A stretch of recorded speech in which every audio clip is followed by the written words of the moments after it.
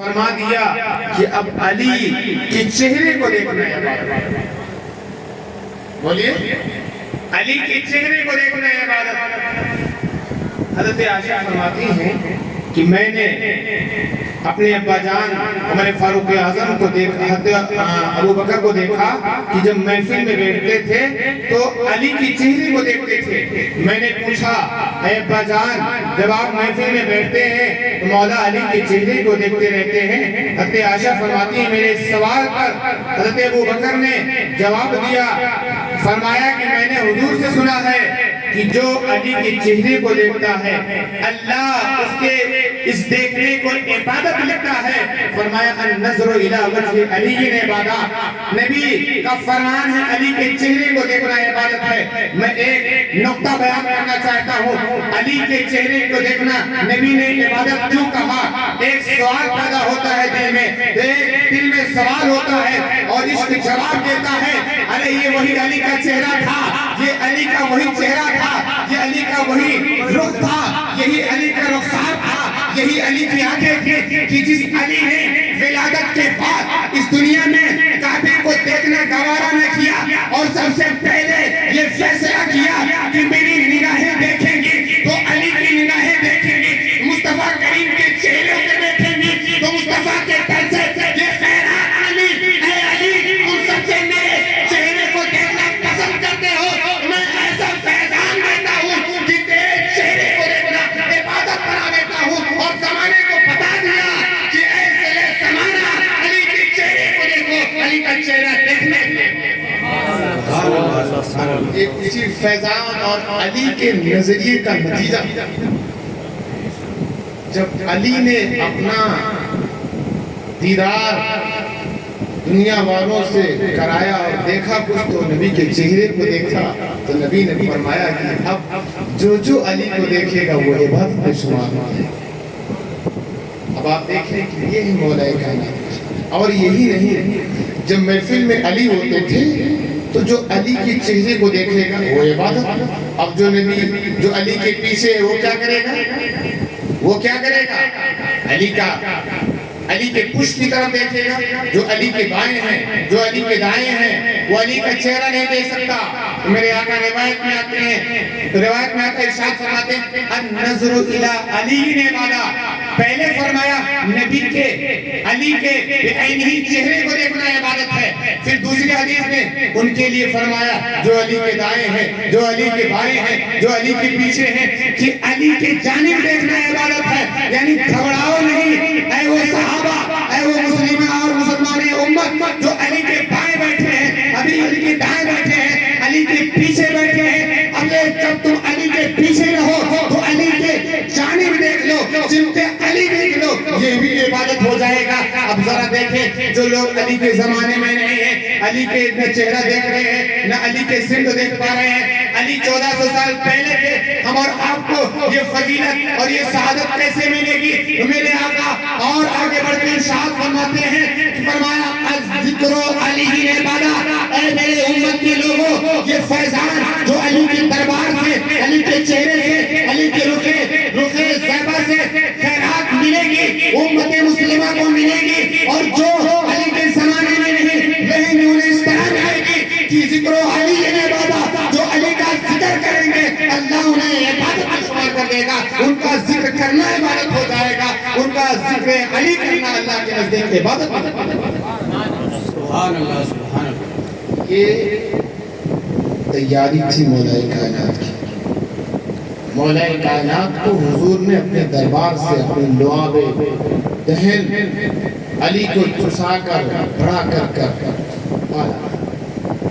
پھر جب اتنے پیارے تھے علی تو نبی کی شہزادی فاطمہ بھی بڑی عزیز تھی حضور کی۔ فاطمہ کتنی عزیز تھی؟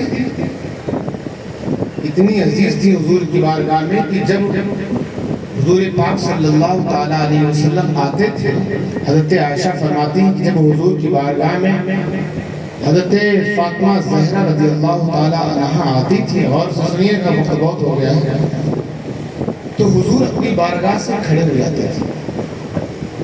کیا کرتے تھے؟ بولیے، کھڑے ہو جاتے تھے۔ بولیے، کیا کرتے تھے؟ حضور کھڑے ہو جاتے تھے، پھر کیا کرتے تھے؟ فاطمہ کے ہاتھوں کو بوسہ دیتے، پھر فاطمہ کے پیشانی کا بوسہ دیتے، پھر کیا کرتے؟ فاطمہ کو اپنی جگہ پر بیٹھاتے۔ بولو سبحان اللہ۔ جب فاطمہ علی حضور کی بارگاہ میں آتی، حضور کھڑے ہو جاتے، پیشانی کا بوسہ دیتے اور اپنی جگہ پر بیٹھاتے، اور جب حضور فاطمہ کی بارگاہ میں جاتے تو فاطمہ کھڑی ہو جاتی۔ بولیے، فاطمہ رضی اللہ تعالیٰ عنہ کھڑی ہو جاتی تھی اور بابا جان کے دستے اقدس کا بوسہ دیتی اور اپنی جگہ بٹھاتی۔ اب یہ حدیث آپ نے سنا ہے، اس لیے میں نے شارٹ میں بیان کر دیا۔ نبی کی اور شہزادیاں تھیں، حضرت ام کلثوم، حضرت رقیہ، حضور کی اور شہزادیاں تھیں۔ حضور کو ساری شہزادیوں سے پیار تھا، لیکن جو پیار فاطمہ سے تھا، جو پیار، جو لگاؤ، جو انسیت میرے آقا صلی اللہ علیہ وسلم کو فاطمہ سے تھا کہ جب فاطمہ نبی کی بارگاہ میں آتی تھی تو میرے آقا کھڑے ہو جاتے تھے۔ اب میں پوچھنا چاہتا ہوں، اے فاطمہ، آپ کے رخ انور میں کون سی نورانیت تھی؟ کیا وہ نورانیت ام کلثوم میں نہیں تھی، رقیہ میں نہیں تھی؟ یقیناً ساری حضور کی شہزادیاں نبی کی شہزادی تھی۔ سب کے چہرے آسمان کی ستاروں کی طرح چمکتے تھے، سب کے چہروں میں نور الہی تھا، سب کے چہروں میں نور نبوی تھا، سب کے چہرے ستارے میں آسمان کے ستاروں کی طرح چمکتے تھے۔ لیکن کیا بات تھی کہ جب فاطمہ نبی کی بارگاہ میں آتی تھی تو نبی کھڑے ہو جاتے تھے؟ تو میں ایک بات کہنا چاہتا ہوں، وہ عشق کی بات ہے، وہ ایک دل کی بات ہے کہ جب نبی کی بارگاہ میں حضرت فاطمہ آتی تھی تو سب نبی کی بارگاہ میں جب فاطمہ کے آنے کو دیکھتے تھے، لیکن نبی اپنے نبوی آنکھوں سے صرف فاطمہ کو دیکھ کر، فاطمہ کی آمد کو دیکھ کر فاطمہ کو نہیں دیکھتے تھے، بلکہ فاطمہ کی پیشانی میں اپنے بیٹے حسن کو دیکھتے تھے، اپنے حسین کو دیکھتے تھے۔ اور جب فاطمہ کی پیشانی میں حسن اور حسین کو دیکھتے تھے تو یاد آ جاتا تھا کہ میری بیٹی فاطمہ کی بدن سے ایک بیٹا حسن پیدا ہوگا جو امت کو بچائے گا، ایک بیٹا حسین پیدا ہوگا جو امت کو بچائے گا، میری شریعت کو بچائے گا،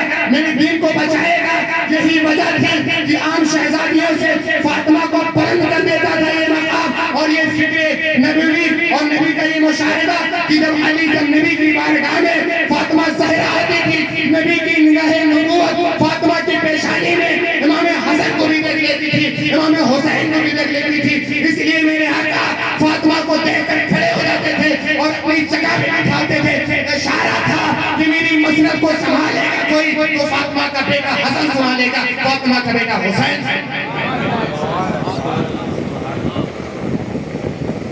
فرمایا ابھی حضور اب نبی کھڑے ہو جاتے ہیں فاطمہ کی آمد میں، ہم آئے تو آپ کھڑے ہوتے ہیں، عالم آئے تو عوام کھڑی ہوتی ہے، عالم سے بڑا اس کا استاد آئے تو عالم کھڑا ہوتا ہے، پیر آئے تو مرید کھڑے ہوتے ہیں، بادشاہ آئے تو وزیر کھڑے ہوتے ہیں۔ یہی ضابطہ ہے نا؟ سمجھ رہے ہیں نا؟ سمجھنے کی ضرورت ہے۔ بڑا بھائی آئے تو چھوٹا بھائی کھڑا ہوتا ہے، باپ آئے تو بیٹا کھڑا ہوتا ہے، ماں آئے تو بیٹیاں اور شہزادیاں اور شہزادے کھڑے ہوتے ہیں۔ اب آپ بتائیں، ساری نسبتوں کو دیکھیں، آمد فاطمہ پر کون کھڑا ہو رہا ہے؟ سید عالم نور مجسم پیغمبر اعظم کھڑے ہو رہے ہیں۔ اور پیغمبر اعظم کون ہے؟ کیا پیغمبر اعظم کی شخصیت معمولی شخصیت ہے؟ پیغمبر اعظم کی شخصیت ایک دنیا میں، ایک شہر میں، ایک قصبہ میں سمائی ہوئی شخصیت ہے؟ نہیں، پیغمبر اعظم کی شخصیت کیا ہے؟ جن کا جلوہ عرش پر بھی ہے، جن کا جلوہ فرش پر بھی ہے، جو نبیوں کے سردار ہیں، جو رسولوں کے سردار ہیں، جو کائنات کے بننے کے سبب ہیں۔ ارے وہ نبی جس کے صدقے میں اللہ نے کائنات کو بنائی، ارے جس کے صدقے میں اللہ نے آسمان کو پیدا فرمایا، زمین کو پیدا فرمایا، اللہ نے اپنی ربوبیت کا اظہار فرمایا، یعنی ہر شے کو نور نبی سے پیدا فرمایا، نبی کی ذات سے پیدا فرمایا۔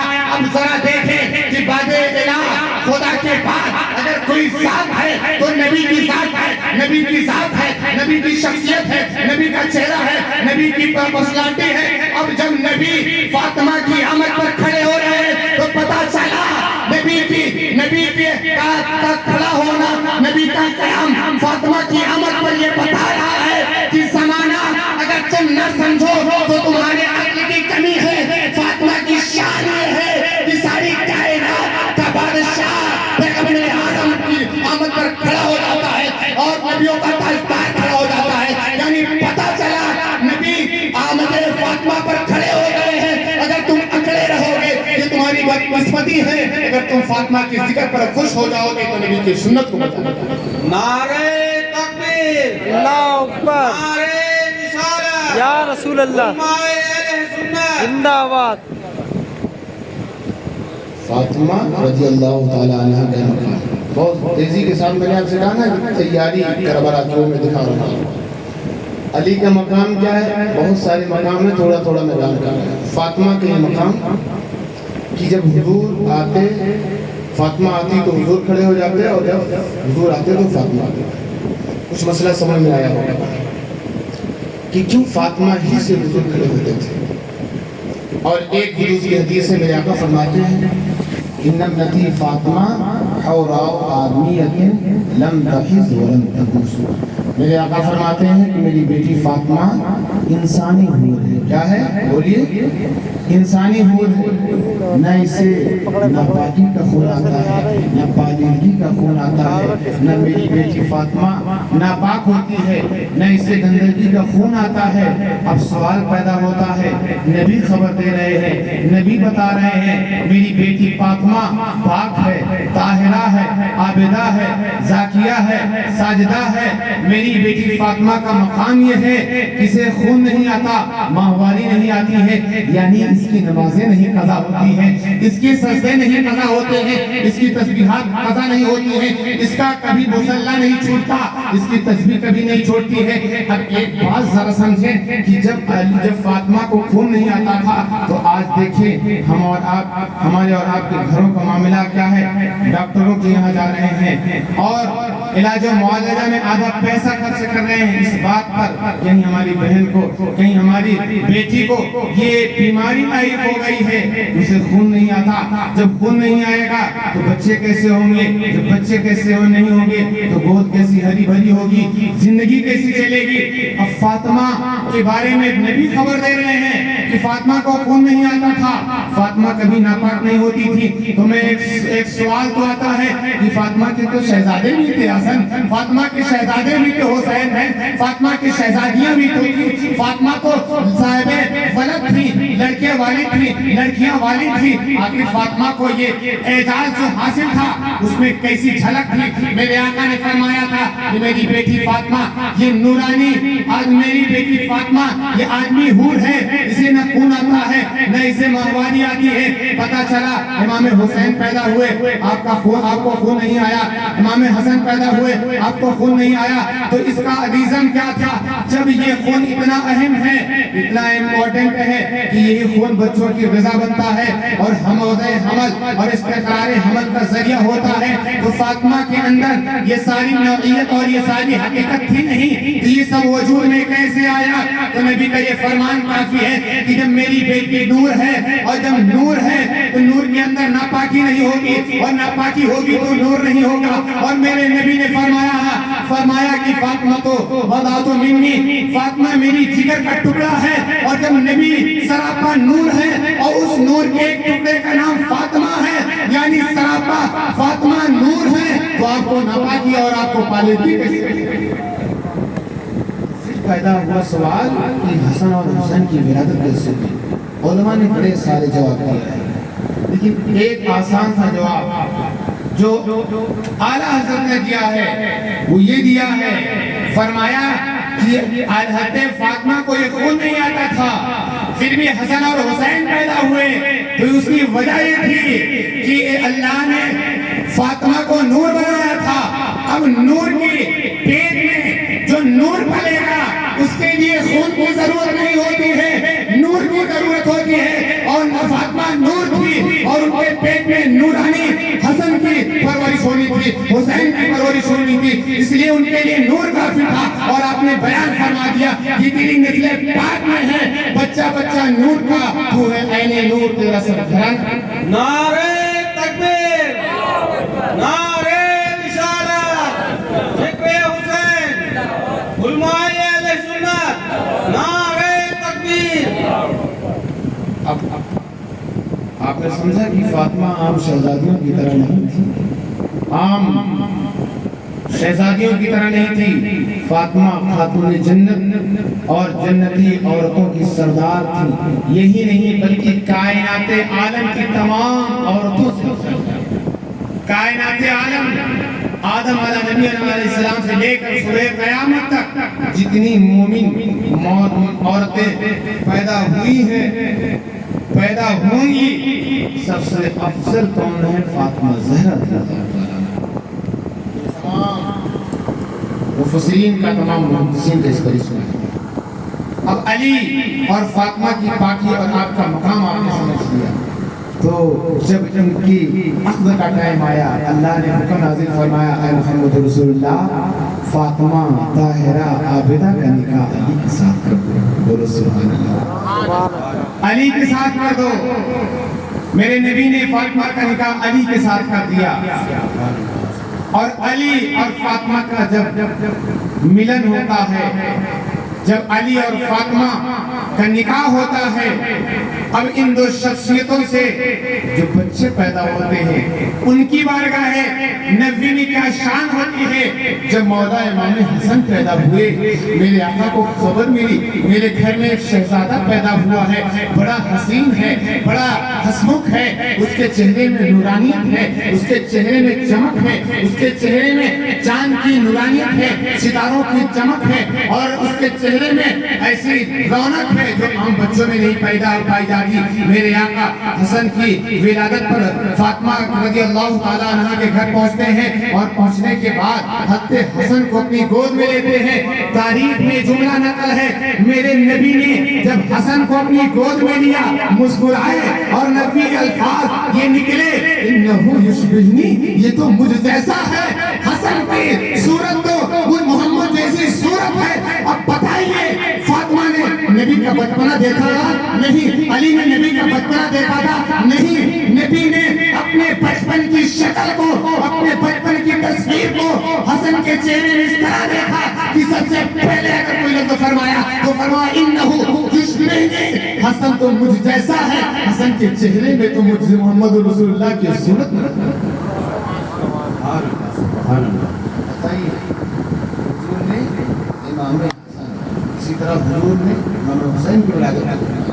حسن حسین کی ولادت ہوئی, ان کے گھر تشریف لے گئے, ان کو گود میں لیا, لعاب چسایا, اور انہوں نے تہنیک فرمائی. اس کے بعد پھر نام رکھنے کی باری آئی. اب نام کا جو پوائنٹ میں بات بتا رہا ہوں, ہو سکتا ہے آپ نے نہ سنا. امام حسن اور حسین کے نام کے رکھنے کی بات آئی تو حضور نے فرمایا, علی نام تو بتا دو.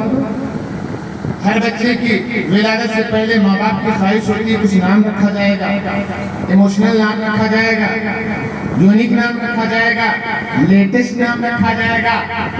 جب زمانے کی سوچ ہے تو جو زمانے کا سردار پیدا ہوا ہے اس کے بارے میں اللہ نے کیا انتخاب فرمایا. حضور نے فرمایا علی نام تو بتاؤ. حضرت علی فرماتے ہیں اس شہزادے کا نام میں نہیں رکھ سکتا, اس شہزادے کا نام تو اس کے نانا رکھیں گے, اس کے نانا رکھیں گے. میرے آقا مسکرائے, میں نہیں رکھوں گا, اس کا نام تو خود پروردگار رکھے گا. جبریل امین آتے ہیں اور عرض کرتے ہیں یا رسول اللہ, حسن اور حسین کا نام رکھنا ہے تو ہارون علیہ السلام کے بیٹے شبر و شبیر کے نام پر رکھ دو. پھر کیا رکھا جائے؟ ایک کا نام حسن رکھ دیا جائے, ایک کا نام حسین رکھ دیا جائے گا. اب ذرا بتائیں, یہ حسن اور حسین ایسے نام ہیں جو حسن اور حسین کے نام رکھنے سے پہلے عرب دنیا میں بلکہ کائنات عالم میں کسی کے نام نہیں رکھے گئے تھے، کسی ذات کا نام حسن نہیں تھا، کسی ذات کا نام حسین۔ حضور نے فرمایا الحسن والحسین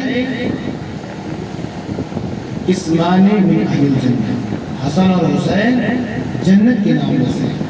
ابن العربی فرماتے ہیں کہ اللہ نے ان ناموں کو جنت میں چھپا کر رکھا تھا، ایسا نہیں تھا کہ جنت میں کسی شے کا نام حسن ہو، جنت میں کسی شے کا نام حسن ہو، کسی شخصیت کا نام حسین ہو، کسی ذات کا نام حسین ہو، بلکہ اللہ نے ان ناموں کو محفوظ کر کے جنت میں رکھا تھا اور جنت میں پردے خزاں میں رکھا تھا۔ اے باری تعالیٰ، کیا شان تھی حضرت کی، کیا حسین کی شان تھی کہ اللہ نے آغاز افعیل سے جنت کی تخلیق کے وقت سے اس جنت میں دو ناموں کو چھپا کر رکھا تھا کہ کب نبی کے گھر میں شہزادے حسن پیدا ہوں گے، کب شہزادے حسین پیدا ہوں گے، اور پھر ان کے نام کے لیے جبریل امین کو میں بھیجوں گا اور جنت سے ان ناموں کو نکالا جائے گا۔ تو پتا چلا امام حسن اور حسین کے ناموں کو اللہ نے جنت میں چھپا کر رکھا تھا، کسی شے کا نام نہیں رکھا تھا۔ اتنے عزیز تھے یہ حسن اور حسین نبی کو، اور اتنے عزیز تھے اللہ کی بارگاہ میں کہ اللہ نے نام رکھا تو جنتی نام رکھا، تاکہ زمانہ یہ کہہ نہ سکے کہ شہزادے حسن کا نام میرے بچے کے نام پر رکھا گیا ہے، بلکہ قیامت تک زمانہ یہ کہے میں اپنے بچے کا نام نبی کے شہزادے، نبی کے نواسے حسن اور حسین۔ سبحان اللہ، نعرہ تکبیر، اللہ اکبر، نعرہ رسالت، یا رسول اللہ، علماء اہل سنت، زندہ باد، ذکر حسین، نعرہ تکبیر۔ اللہ اکبر۔ حضرت گرامی نام رکھ دیا گیا اور بچپنا دیکھیں حسین کا، تو مشکل سے انشاءاللہ 10 سے 15 منٹ کے 10 منٹ کے اندر ضرور ختم کریں۔ امام حسن کا نام رکھ دیا گیا، عقیقہ ہو گیا، بچپنا ہے کتنے سال کا؟ کتنی سال امام حسن اور حسین نے عمر پائی حضور کے زمانے میں؟ 6 سے 7 سال۔ اس سے زیادہ نبی صلی اللہ علیہ وسلم کی ظاہری زندگی آپ کو نہیں ملی، لیکن مجھے کیا ملے ہیں، روایتیں کیا ملی ہیں؟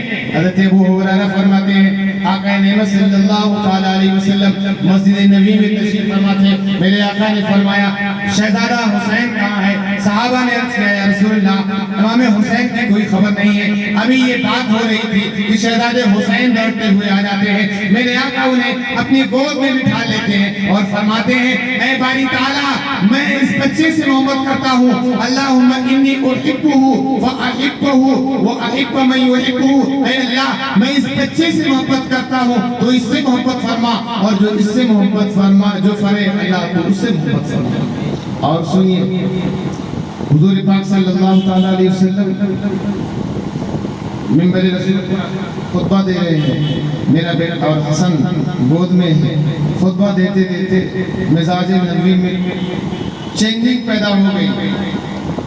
صحابہ کرام بیٹھے ہیں، کتنی عمر کے صحابہ ہیں؟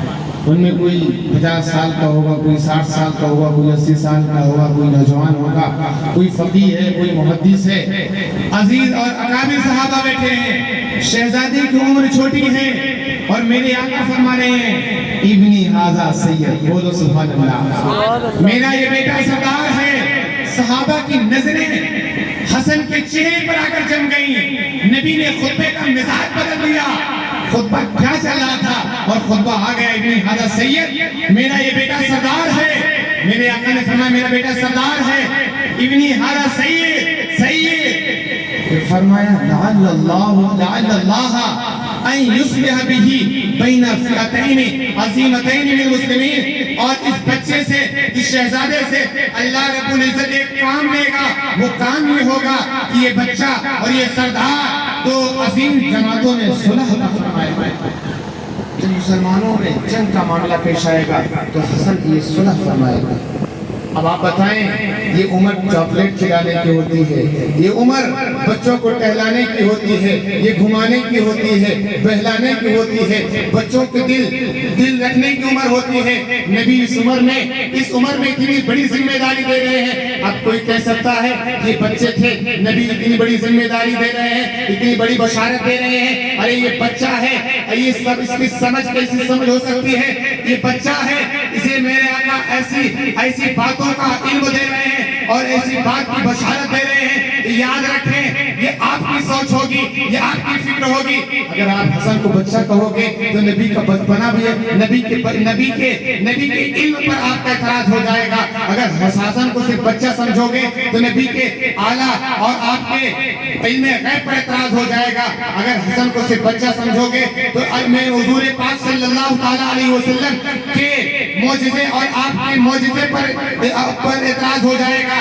यानी मेरे आका ने ये जिम्मेदारी दी है, जब बच्चे इमाम हसन को ये जिम्मेदारी दी है, सुने की जिम्मेदारी दी है, ये बचपना जो था ये न समझदारी का बचपना नहीं था। मेरे आका जानते थे कि मेरे घराने का जो बच्चा होता है वो देखने में तो नाबालिग होता है, मेरे देखने में वो छोटा होता है, लेकिन उसके कान जो होते हैं नबी कान से उन्हें समाज हासिल होती है, उनकी जो समझ होती है नबी समझ में उन्हें समझदारी हासिल होती है, उनके पास जो दूर अंदेशी होती है नबी दूर अंदेशी का हिस्सा उन्हें हासिल होता है। अरे उन्हें जो बचपना मिलता है नबी के बरकत से बचपना मिलता है और उनके बचपने पर एतराज न करो।